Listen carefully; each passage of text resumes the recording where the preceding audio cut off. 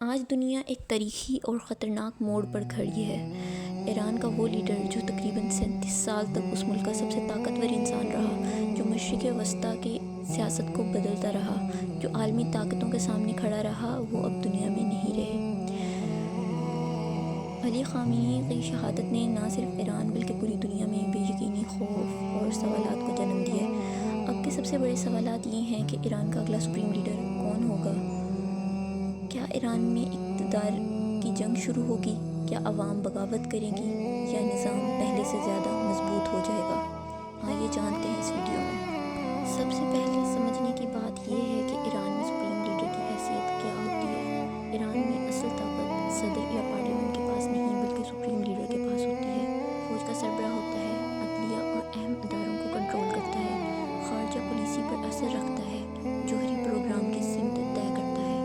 اس لیے supreme leader کی موت ایک عام سیاسی واقعہ نہیں بلکہ ایک تاریخی بحران ہے۔ ایران کے آئین کے مطابق سپریم لیڈر کے بعد ایک عبوری قیادت کونسل قائم کی جاتی ہے۔ رپورٹس کے مطابق صدر، چیف جسٹس اور ایک مذہبی شخصیت مل کر ملک کو عارضی طور پر چلاتے ہیں۔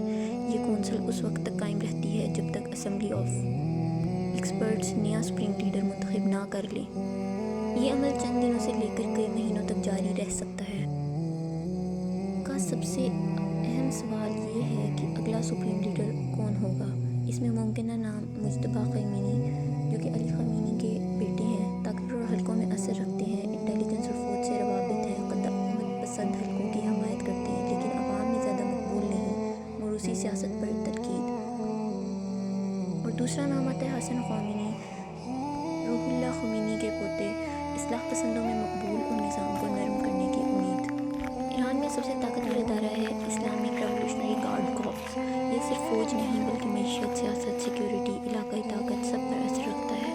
ماہرین کے مطابق اگر قیادت کمزور ہوئی تو یہ ادارہ اصل طاقت سنبھال سکتا ہے۔ اگلا سوال یہ ہے کہ کیا ایران میں بغاوت ہوگی؟ یہ سب سے خطرناک امکان ہے۔ ایران پہلے ہی معاشی بحران، پابندیوں، مہنگائی، نوجوانوں کی بے چینی کا شکار ہے۔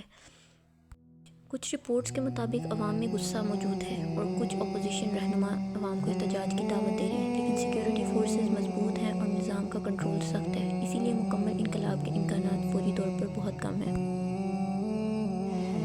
اس واقعے کے بعد امریکہ اور ایران کے تعلقات خراب ہو چکے ہیں۔ اسرائیل کے ساتھ ایران کی کشیدگی بڑھ چکی ہے، مشرق وسطیٰ میں جنگ کا خطرہ ہے اور تیل کی قیمتوں میں اضافہ ہو چکا ہے۔ یہ سب دنیا کی معیشت کو متاثر کر رہے ہیں۔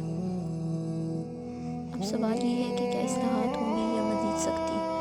اگر نرم مزاج حکومت آئی تو عالمی تعلقات بہتر ہوں گے، پابندیوں میں کمی آئے گی اور عوامی آزادی میں اضافہ ہوگا، لیکن اگر سخت قیادت آئی تو نظام مزید مضبوط ہوگا، مغرب سے کشیدگی بڑھ جائے گی اور علاقائی اثر میں اضافہ ہوگا۔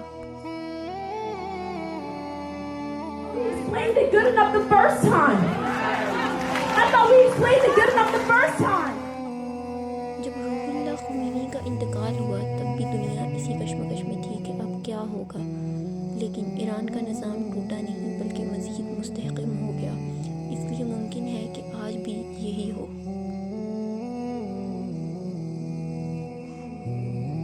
80s so far after that day and are really afraid of what's going on and how the situation is unfolding. But some people, some anti-establishment ones that I've been talking to are cheerful about some of the strikes, especially the strike that happened on Iran's supreme leader, Ayatollah Ali Khamenei. And so far, Iran's Red Crescent Society has said that 787 people have been killed. They haven't made a distinction between civilians and the officials, and war is going to continue. We've actually been trying to put together a film. Take shelter in, but we didn't see any reports or anything of it.